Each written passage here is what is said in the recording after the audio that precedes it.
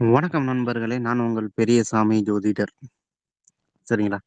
இப்ப அ அதாவது உடம்பில் பலத்த காயம் எப்போது வரும்? சரிங்களா? இல்ல உடம்பில் எப்பொழுது வெட்டுப்படும்? அப்படிங்கிறத பத்தி ஓரளவா நமக்கு தெரிஞ்ச அளவு பார்ப்போம். சரிங்களா? அதாவது உங்களுடைய ஜாதகத்துல செவ்வாய் எந்த வீட்ல இருக்காருன்னு பாருங்க. சரிங்களா? செவ்வாய் எந்த வீட்டில் இருக்காரோ, அந்த வீட்டின் மீது ராகு போனாலும், இல்ல அதற்கு திரியோன வீடுகள் என்று சொல்லக்கூடிய 1, 5, 9ல ராகு போனாலும், நீங்க சார்ட்ட பாருங்க. செவ்வாய் உங்களுடைய பிறப்பு ஜாதகத்துல செவ்வாய் எந்த இடத்துல இருக்காரோ, அந்த இடத்துல 1, 5, 9ல ராகு போனாலும் சரிங்களா? ஆ பெ வெட்டு காயமோ, இல்ல ஏதாவது ஒரு காயம் உடம்பில் படுறதுக்கு வாய்ப்புண்டு. இல்லன்னா வாகன விபத்து அப்படின்னு சின்னதா போய் அடிபட்டுருச்சு. இல்ல வந்தவன் வந்து கால்ல இடிச்சுட்டான். அதனால வலிக்குது. இந்த மாரியான விஷயங்கள் செவ்வாய் எந்த இடத்தில் இருக்கிறதோ, ராகு அதற்கு திரிகோணங்களில் வரும்போது இது நடக்கும்.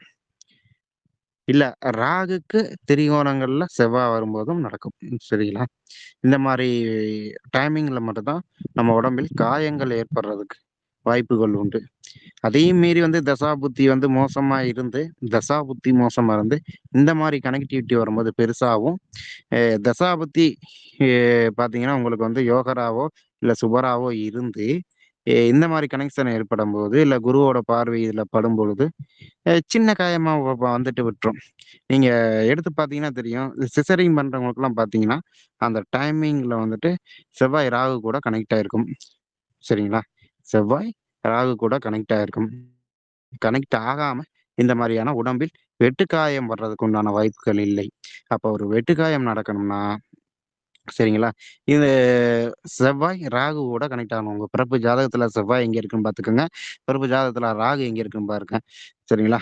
அதற்கு திரிகோணங்களில் இப்ப ராகு எந்த இடத்துல இருக்கோ, அதுக்கு திரிகோணங்கள்ல செவ்வாய் வரும்போதும், செவ்வாய் எந்த இடத்துல இருக்கோ, அதுக்கு திரிகோணங்கள்ல ஆ ராகு வரும்போது காலகட்டங்கள் வந்து கொஞ்சம் நம்ம கேர்ஃபுல்லா ஹேண்டில் பண்ண வேண்டியது இருக்கும். சரிங்களா? அதே கோச்சார கிரகங்கள், சுப கிரகங்கள் சம்மந்தப்படும்போது ஒண்ணும் பிரச்சனை கிடையாது. சுப கிரகங்களின் சம்மந்தம் இல்லாமல் இருக்கும்பொழுது, சின்ன சின்ன காயங்கள் வர வேண்டியது வாய்ப்பு உண்டு. சரிங்களா?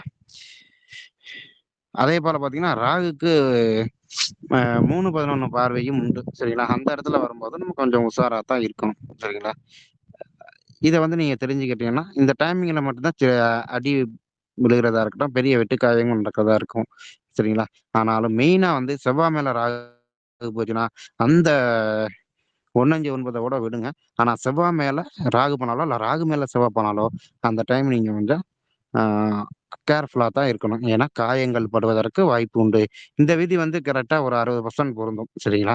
அ கொ உள்ள வந்து தசாபுத்தி கிரகங்கள்லாம் நெறைய இருக்கு. ஸோ, அந்த மாரி டைமிங்ல இந்த விதி வந்து ஒரு 60% மட்டும் நீங்க எடுத்துக்கலாம். சரிங்களா? அப்படி பார்க்கையில நீங்க வந்து செவ்வாய், ராகு எங்க இருக்குன்னு பாருங்க. சரிங்களா? அது மேல இப்ப ராகு எங்க இருக்குதோ, அது மேல வந்து செவ்வாய் போக்கூடாது. செவ்வாய் எங்க இருக்கோ, அது மேல ராகு போக்கூடாது. அப்படி போற டைமிங்கா இருந்தா, நீங்க கொஞ்சம் கவனமா இருக்கணும். சரிங்களா? சரி இந்த மாரி கவனமா இருக்கணும்னு நீங்க சொல்றீங்க. ஆ இந்த மாரி டைமிங்ல என்ன பண்றது?